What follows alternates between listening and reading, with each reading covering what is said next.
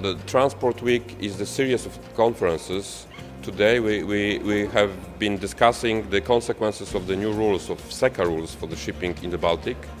And of course there will be a big change in the market. We have discussed, for example, the prices of the clean fuel. Probably the prices will be higher. That means that also the transport in the Baltic will be higher. In fact, nobody knows the consequences, but we will have an eye on it, and we try to monitor these consequences for the Baltic maritime transport. Tomorrow we will discuss container business, and this is also very interesting for Gdańsk and Gdynia. Polish ports, Gdańsk and Gdynia, are having big portion of the Baltic market, and they are more and more important. Of course, the city is also a hub for the Baltic, and this development is very interesting for the Baltic ports, but also for the people working here in Polish ports. And the third day there will be an intermodal conference, which will deal with the connectivity between the ports and hinterland. As you know, Port of Gdańsk and Gdynia are rather far from main markets, which is in the southern part of Poland.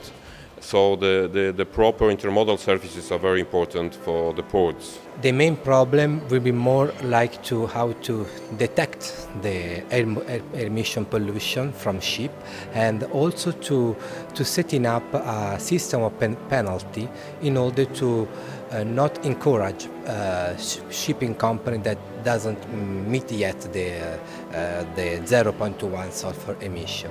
By the other hand, I think that this limit is not so early, because anyway it's a good exercise for ship owner to invest in new technology, for company for invest in new technology, and also for people that working around the sector to be ready to meet this deadline.